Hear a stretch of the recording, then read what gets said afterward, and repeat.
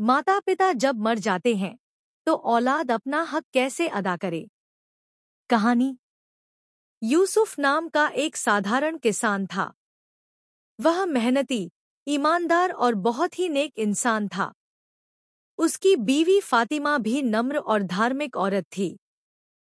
उनके 3 बच्चे थे, बड़ा बेटा अहमद, बेटी आयशा और छोटा बेटा हमजा। यूसुफ अक्सर अपने बच्चों को समझाता था, बेटा, असली दौलत पैसा नहीं बल्कि अच्छे काम और नेक औलाद होती है। जब हम इस दुनिया से चले जाएंगे तो हमारी राहत का जरिया सिर्फ तुम्हारे अच्छे काम और तुम्हारी दुआएं होंगी। पिता की मौत। एक दिन यूसुफ अचानक बीमार पड़ गया। डॉक्टरों और इलाज के बावजूद वह धीरे धीरे कमजोर होता गया। आखिरकार एक सुबह उसने अपनी आखिरी सांस ली। घर में मातम छा गया। अहमद और उसके भाई बहन बुरी तरह रोने लगे। अहमद को पिता की बातें याद आईं। पिता की दफन के बाद अहमद को उनकी बातें याद आने लगी। उन्होंने कहा था, जब मैं न रहूं तो मेरे लिए दुआ करना, मेरी कब्र की तन्हाई को रोशन करना और मेरा क्रूस चुका देना। अहमद की आंखें भर आईं और उसने ठान लिया कि वह अपने पिता का हक जरूर अदा करेगा। पहला हक, दुआ और इस्तगफार। अहमद हर नमाज के बाद हाथ उठाकर अपने पिता के लिए दुआ करता। या अल्लाह, मेरे अब्बा को जन्नत में जगह दे और उनकी मगफिरत फरमा। उसे पैगंबर की हदीस याद थी कि जब इंसान मर जाता है उसके सारे अमल रुक जाते हैं सिवाय 3 चीजों के, सदकाए जारिया, इल्म और नेक औलाद की दुआ। दूसरा हक, रिश्तेदार और दोस्तों का ख्याल।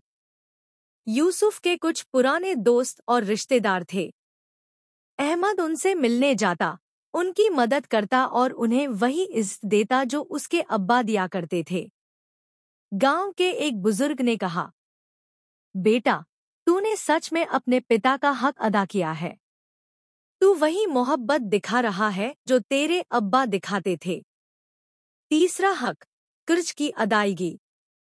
अहमद को पता चला कि उसके पिता पर थोड़ा कर्ज बाकी है। उसने दिन रात मेहनत की और वो कर्ज चुका दिया। उसे याद था कि पैगंबर ने कहा है, मुमिन की रूह तब तक रुकी रहती है जब तक उसका कर्ज अदा न हो जाए। चौथा हक, सदकाए जारिया। एक दिन अहमद ने सोचा, अब्बा की सबसे बड़ी तमन्ना थी कि गांव में एक कुआं बने ताकि लोग और जानवर पानी पी सकें। उसने आयशा और हमजा से बात की और तीनों ने मिलकर गांव में एक कुआं बनवाया। जब लोग वहां से पानी भरते तो अहमद को लगता जैसे उसके अब्बा का नाम हर घूंट पानी के साथ जिंदा हो रहा है। पांचवा हक, माँ की सेवा। पिता के जाने के बाद बच्चों पर माँ की सेवा की जिम्मेदारी आ गई। अहमद अपनी माँ को दवा देता, आयशा खाना बनाती और हमजा उनका दिल बहलाता। अहमद अक्सर कहता, अम्मी, आपकी खिदमत करना ही हमारी जन्नत है। आखिरी मंजर।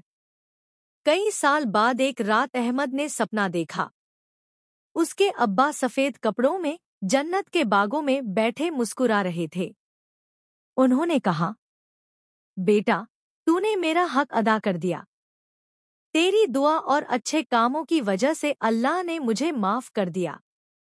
अहमद नींद से जागा तो उसकी आंखें नम थी। उसने सजदा किया और अल्लाह का शुक्र अदा किया। सबक। यह कहानी हमें सिखाती है कि माता पिता के मरने के बाद भी औलाद का फर्ज खत्म नहीं होता। असली इम्तिहान तब शुरू होता है। उनके लिए दुआ करना, रिश्तेदारों और दोस्तों का ख्याल रखना, कर्ज अदा करना, सदकाए जारिया करना, माँ बाप की सेवा करना।